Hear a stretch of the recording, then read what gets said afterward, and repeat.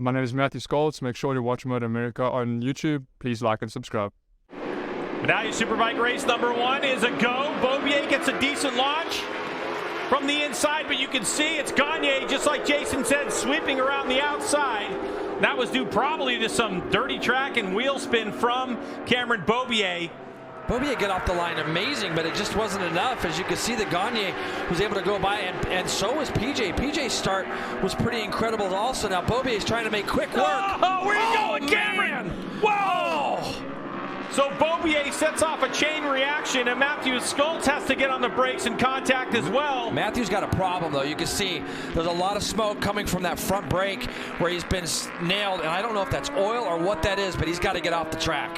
Yeah, he's definitely got to get off the track. He sees it now, so there might have been something in that incident. I'm trying to look at the rear tire. The rear tire looked really shiny to me. Oh, it's just puking stuff. So yeah. There's going to be fluid all over the racetrack. You can see that R1 is expired. He got nailed. The red flag is already out. So I could see in the cameras when he went off into the grass that that there was oil all over that rear tire. Here we go, the restart. Lights off, we're going.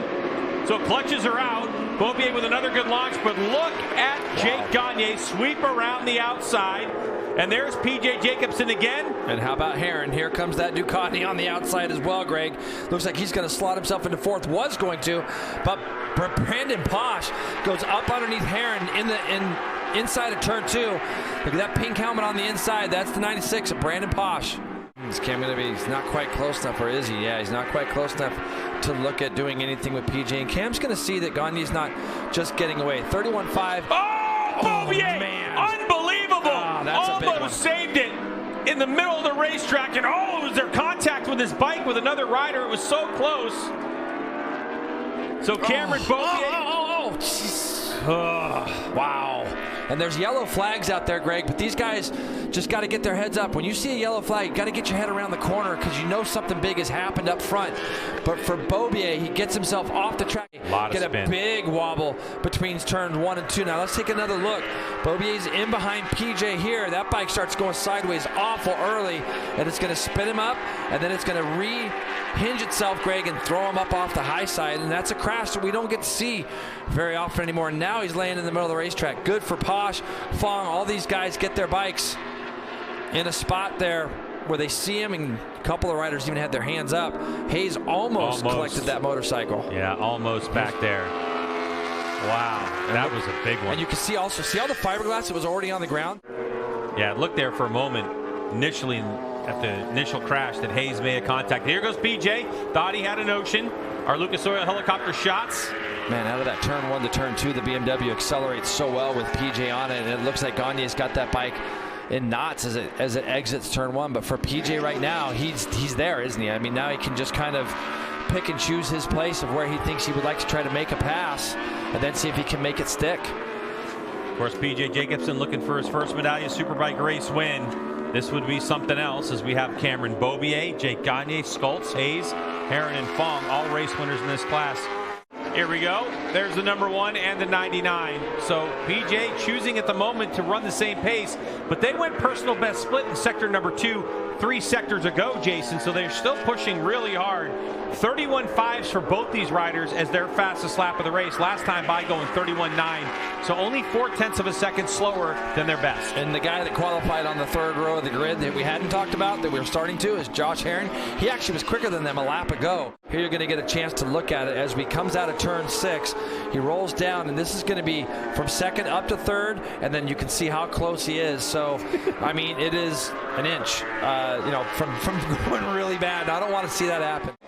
Richie Escalante in 4th, just ahead of Josh Hayes. Bobby Fong gotten around Brandon Posh. Yeah, look at this. Hayes, after riding a super sport race, jumps on this bike, running 5th. Now he's on the back of a guy he's been coaching. So it's pretty funny to think about that, because Hayes has just done a nice job of reacclimating himself to this superbike. Even at track days and things, I think that a certain CC bike is meant to go in a certain spot, and you can do certain things as he goes up underneath Escalante. Escalante's probably thinking, is this even happening right now?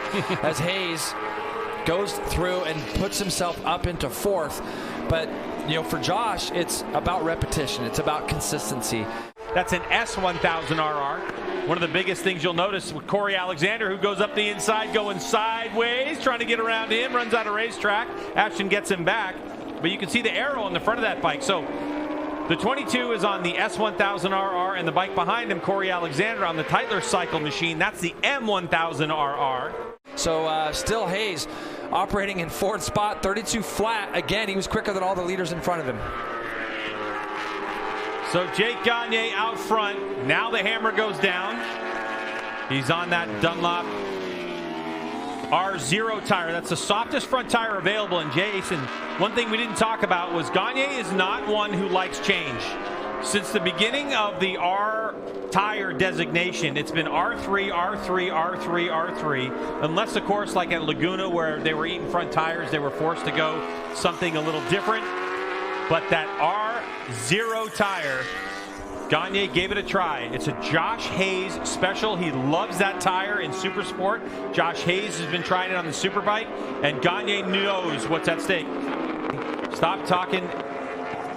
All right, you see Gagne just last lap here, Greg, as he goes into the last little bit of right now.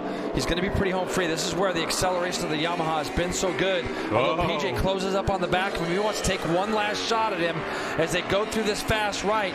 I don't think he's close enough, but PJ has put on a great effort, and they're going to get through this last left. And PJ tries to square him up in the last right-hander. PJ Jacobsen with one last corner to do it in. He's trying to get a drive on Gagne. Knows he's been spinning. So here we go. Gagne behind the bubble, and he gets to the flag first and gets another win. And how about Josh Herron able to keep his podiums alive?